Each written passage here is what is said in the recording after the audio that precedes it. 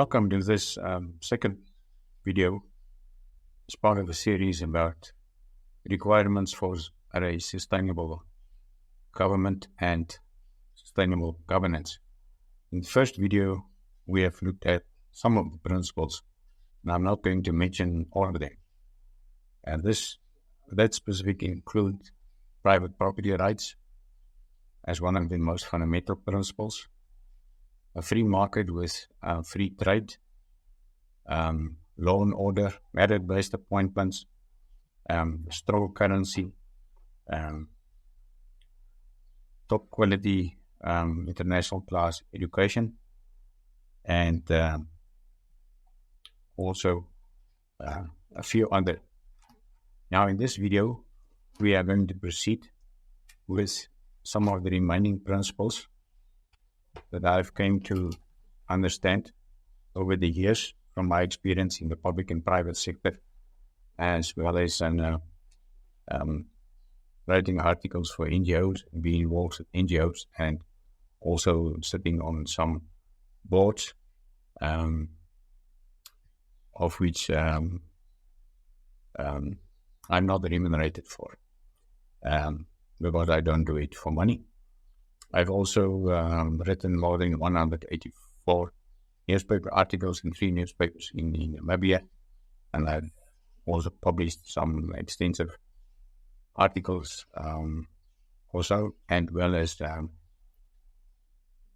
public peer review articles, and then also several other involvements in Namibia.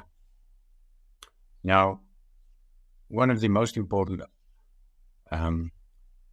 elements or requirements for a sustainable government is media freedom, because the media is there to provide transparency about these things that the state and the government that operate and act on behalf of the state don't want to disclose. Namibia, and I'm from Namibia, Republic of Namibia, and I'm very proud white Namibian and a white African, experienced the importance of the media. That's why I've published extensively in the media. However, some media also can be called mainstream media, and they are not critical of the government. This is also in other countries the case. So in a country where you get public-funded media like a New Era, obviously you will not get the alternative versions of the truth to the same extent. And it's a waste of public taxpayers' money and private sector's money. So some of the cases being highlighted by the media since 1998, I just want to highlight for the importance of discussing the media.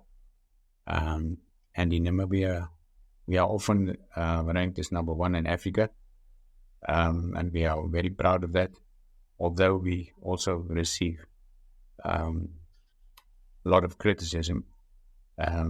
I regard myself as a journalist in that regard as well. From the specific from State House in ministers that doesn't always want to take accountability and responsibility for under the table deals. So some of the greatest media freedom fighters in the world was Julian Assange, he's in jail for 10 years already. Edward Snowden, also, that fled to Russia. In Namibia's case, Johan Stefansson, the Fisherrod case, that leveraged the Fisherrod case to Al Jazeera and Namibian newspaper. And according to me, he's supposed to be a national hero. There are many more people in different countries, like in the case of the Watergate scandal. revealing the corruption of Richard Nixon, the Watergate scandal in the United States of America, and there are also other ones. So I would like to return to the importance of highlighting some of the biggest corruption cases in the history of Namibia since independence in 1990. Probably the biggest corruption case is the fish rot case involving 2 ministers being put into jail, and the hearing has not been concluded. It's always extended, and there are allegations that the fish rot case involved also the previous and the late president, as claimed by one of the people that should stand trial in Namibia, but has not been extradited to Namibia. Mr. Marian de Klerk, that is in South Africa. He was the paymaster on behalf of the fish rot corruption scandal to maneuver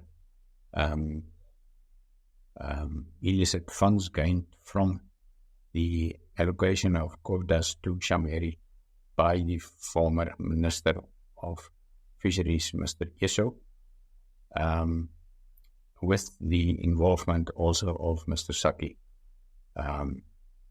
as a former Minister of Justice and also a former Attorney General. Then another big one was the Small Medium Enterprise Bank that only existed for a few number of years, in which even some of the chairmen are involved. Allegedly, civil cases against them as well, although no formal corruption charges have been laid. More whistleblowers will come to the front. The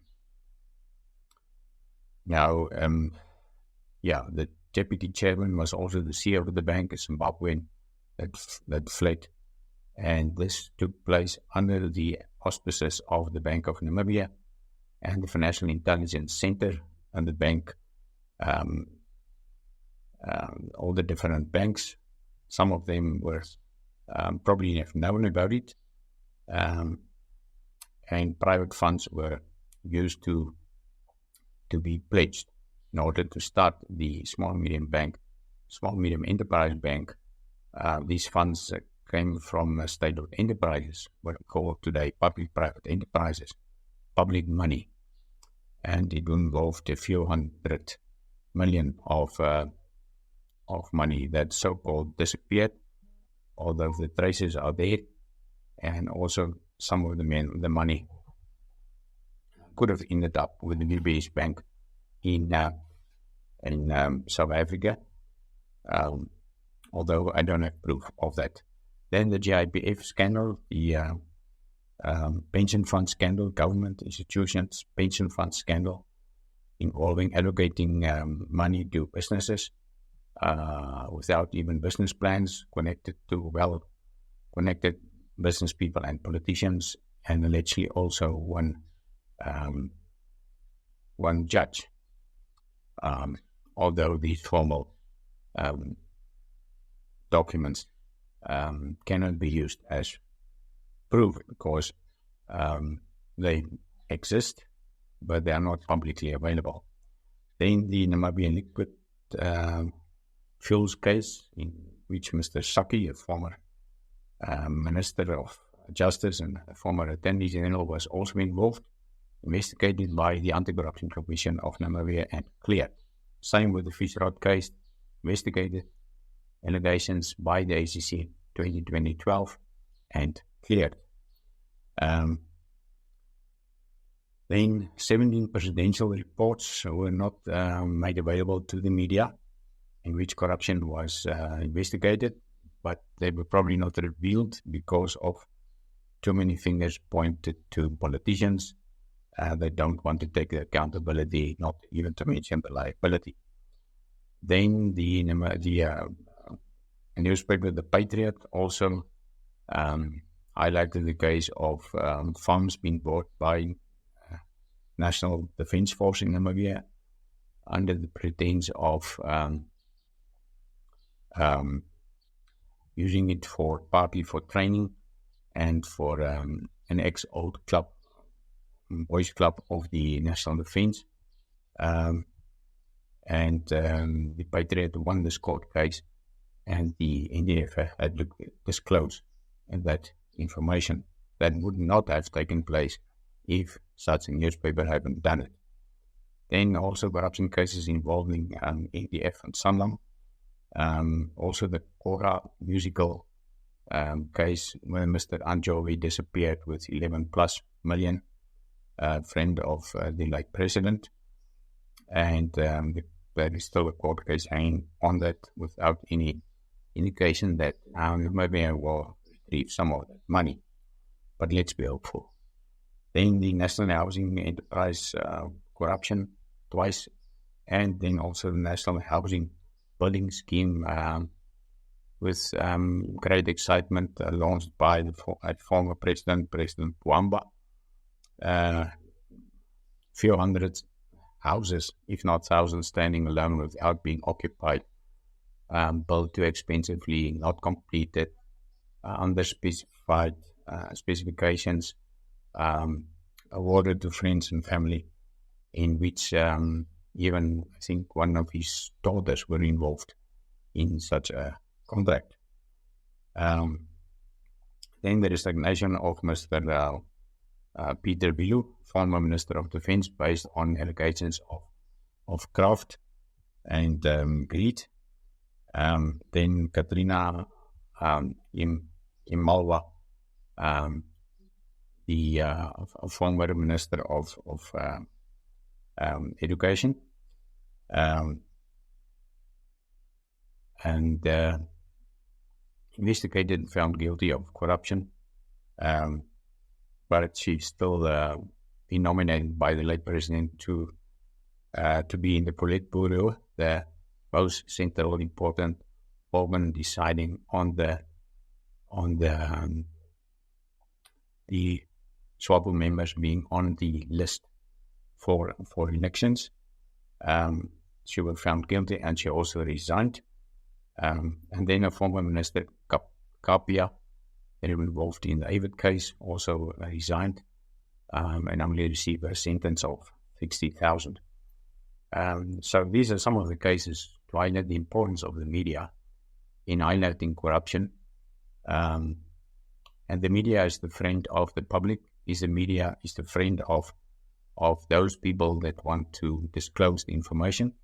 It's the friend of whistleblowers, and sometimes the only means of a person to blow a whistle is through the media, by protecting your sources. And luckily, the media in Namibia does have a good track record on that regard. Now, this then concludes the principle of the role of the media in creating as a requirement for sustainable government and sustainable governance, and it's linked to the sustainable governance principle of UNESCO and the OECD, and that principle is transparency, because corruption cannot exist in the dark, or corruption only exists in the dark and cannot survive in the sunlight, and therefore we need to see things clearly in order to act upon it and hold politicians and public office holders accountable.